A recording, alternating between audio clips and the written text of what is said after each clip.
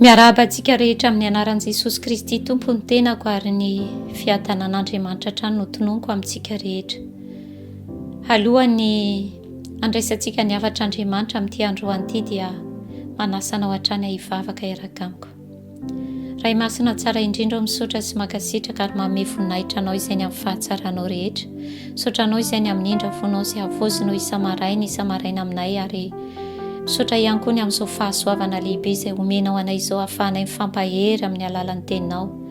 Misaotra ny amin'ny osotrao mahery izay arotsaka ao aminay tsirairay avy na ny mpanomponao izay mitondra ny teny Andriamanitra na ny mpiaino tsirairay avy izay rehetra ataominao andre ny hafatrao amin'ity androan'ity. Jesosy eo dia mino izay fa tsisy ho diso anjara fa ianao Andriamanitra no ampitoetra ny teny, hampaniry ny teny mba hamoara mba tena tonga izany hamokatra betsaka ao anatin'ny tsirairay avy rehetra ho voninahitra ny anaranao. Dia amin'ny anaranao Jesosy Kristy no hanaovana izany vavaka izany ary mifanahy masina ny hanokatra ny sainay hatrany ihany koa mba hatakaranay izay tianao ambara aminay tsirairay avy mba tena hitondra amin'ny fitomboana sy fanavaozana ho aminay tsirairay avy rehetra izany teninao izany. Misaotra ray eo amin'ny anaran'i Jesosy. Amen. Amen. Ny ten'Andriamanitra niraisantsika fampahirezana dia atao Mpitoriteny toko 1:20 dia ny 9:7 amin'ny anaran'i Jesosy Kristy. Izay fatra-pihevitra ny rivotra tsy hamafy ary izay manahy ny rahona tsy hijinja. Amen. Izay fatra-pihevitra ny rivotra tsy hamafy ary izay manahy ny rahona tsy hijinja. Amen. Ny zavatra misy eto amin'ny fiainantsika zanak'olombelona dia ataoko hoe tsy maintsy misy foana ny rivotra. Raha jerena amin'ny fiainana andavanandro amin'ny ankapobeny raha tsy misy ny rivotra dia tsy afaka miaina isika. Ny rivotra rehefa mifofofofo be loatra dia mitondra fanimbana na miteraka fampitena na eny an-tanety io na eny an-dranomasina. Ary fantatsika tsara fa Andriamanitra no namorona ny rivotra. Ny rivotra dia tsy hita amin'ny masontsika, tsy afaka nahazo hoe tsapai-tanana, kanefa mahatsapa itsika amin'ny fotoana fa misy rivotra. Mahatsapa zany tsika hoe misy rivotra izany, indrindra moa hoe rehefa mafana be ny andro ka rehefa misy an'ilay rivotra malefadefaka mangatsiatsika iny tena hoe mampody aina tokoa. Rehefa nisy fotoana ny mpianatra ihany koa rehefa nandeha an-tsambo kely niaraka tamin'i Jesosy Kristy dia nisy rivotra namely mafy ny sambo kely ary voalaza ny tenin'Andriamanitra fa natopatopa ny alon-drano ny sambo kely ka nila ololentika zany ary ny mpianatra dia niantso an'i Jesosy Kristy. Ary rehefa niantso an'i Jesosy Kristy nila vonjy tamin'i Jesosy Kristy izy ireo dia inona no nataon'i Jesosy Kristy? Nampitsahatra ny tafio-drivotra na ataoko hoe nampangina, nampitsahatra zany, nampitony ny rivotra. Halleluja! Nampitony ny rivotra izy na hoe Jesosy Kristy ilay manam-pahefana amin'ny zavatra rehetra. Rehefa miteny amin'ny rivotra izy na hoe rehefa mibaiko amin'ny rivotra izy dia mitsahatra izany.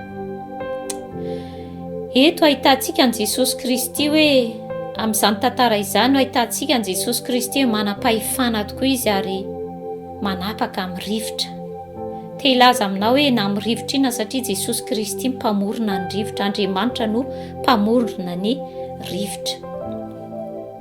Voalaza ny soratra masina izay noraisintsika teo fa hoe raha ny olona fatra-pihevitra ny rivotra dia tsy hamafy.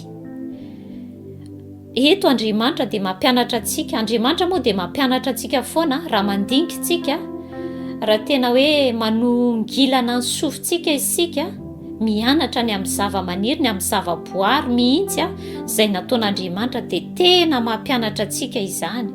Na ny zava-maniry na ny biby ary betsaka moa no ataoko hoe efa voalaza ny tenin'Andriamanitra eny fa na ny hatramin'ny voninkazo na hatramin'ny na ny biby na ny betsaka ary tena mahafinaritra mahatalanjona tokoa. Dia androany Andriamanitra dia ilaza amintsika ny amin'izany hoe rivotra sy ny rahona izany.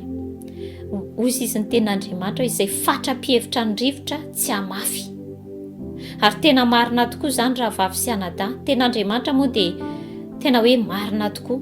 Fa ny tian'Andriamanitra hampahafantarina antsika amin'ny alalan'ity ten'Andriamanitra ity dia hoe ny olona iray raha mijery foana izy ny atokany toejavatra misy eo amin'ny fiainany, satria ny rivotra dia ataoko hoe hoarin'Andriamanitra ihany koa tahaka ny toejavatra izay miseho eo amin'ny fiainantsika.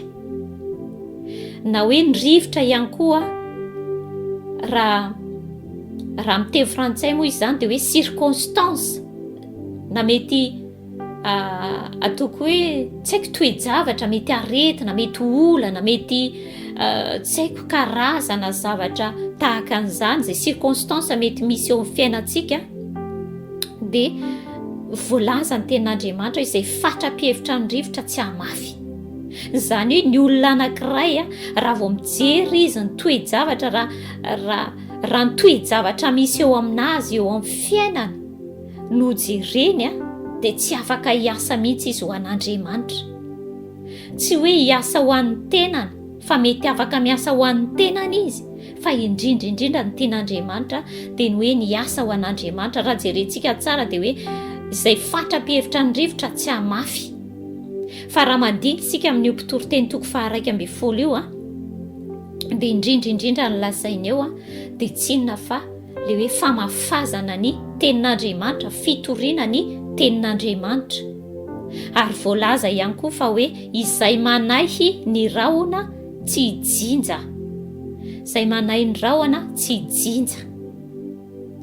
Raha vavy sy anadahy, tena mampianatra antsika ny Tompo hoe ninona zavatra hoe toejavatra misy eo amin'ny fiainanao, ninona endrika maro izay mety hoe misy eo amin'ny fiainanao, aza atao sakana tsy asanao an'Andriamanitra izany, aza atao sakana tsy hitorianao ny tenin'Andriamanitra izany, fa Andriamanitra no tompon'ny fahefana rehetra.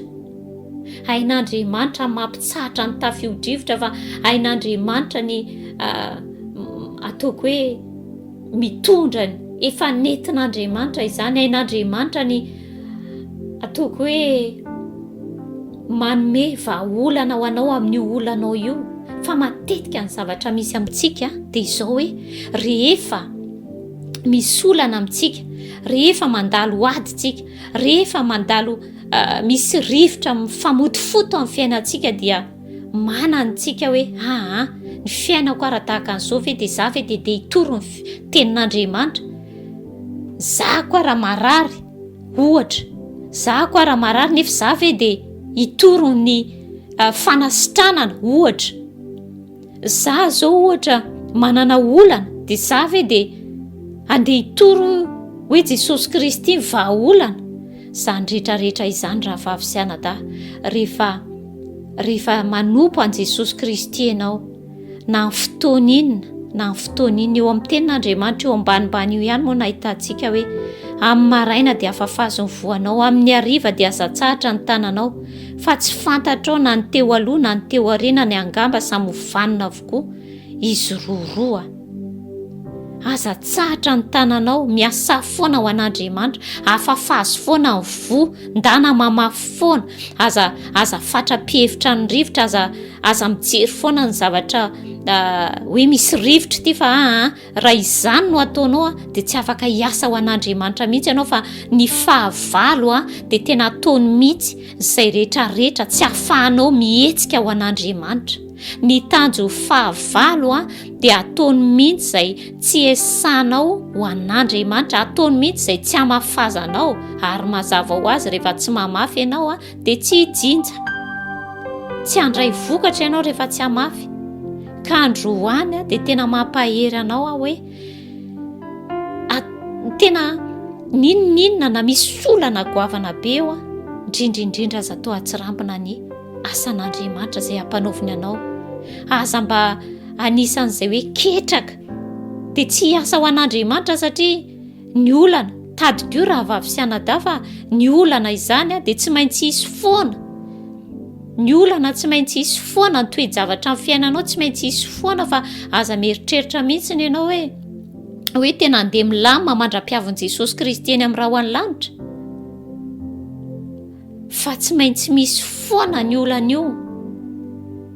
Fa Jesosy Kristy, rehefa miasa ho an'i Jesosy Kristy tsika dia Jesosy no mandray ny olana.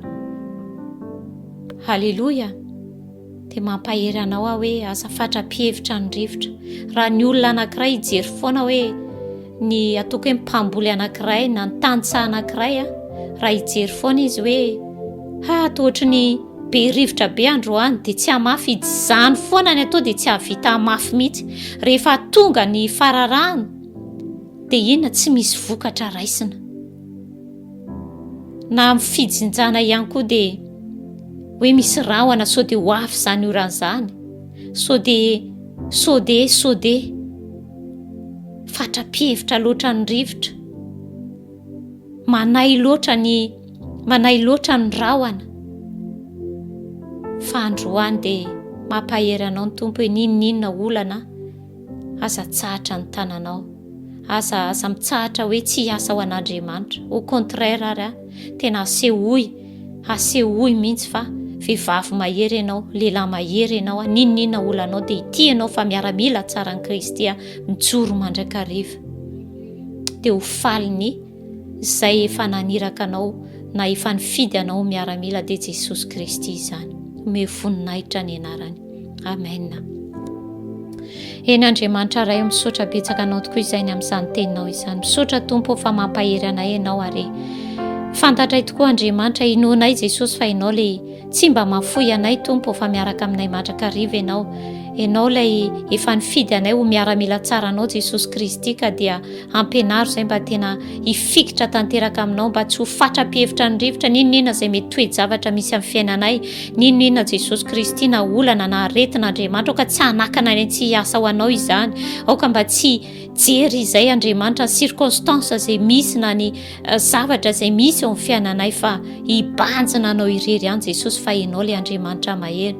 Dia ny ho anao irery any amin'ny voninahitra Jesosy Kristy ary mino fa mampahery an'izay rehetra mandalo ady ianao amin'izao fotoana izao, izay rehetra mety misalasala izy hoe hanohy an'izao asan'Andriamanitra izao ve na hoe Jesosy io tena hoe mampahery anazy ianao fa raha fatra-pihevitra ny rivotra izay dia tsy hamafy ary na manahy ny rahona izay dia tsy hijinja ka dia aoka mba tena ho miara-mila tsara ny Kristy izay tsy maningo tena amin'ny raharan'izao tontolo izao fa tena hoe anao izay hafaly anao mijoro mandrakariva ho voninahitra ny anaranao.